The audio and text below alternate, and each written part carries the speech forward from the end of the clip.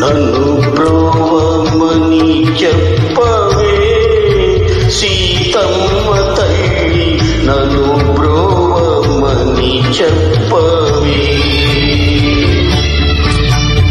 నన్ను బ్రోవమని చెప్పవే సీతమ్మ తల్లి, నన్ను బ్రోవమని చెప్పవే.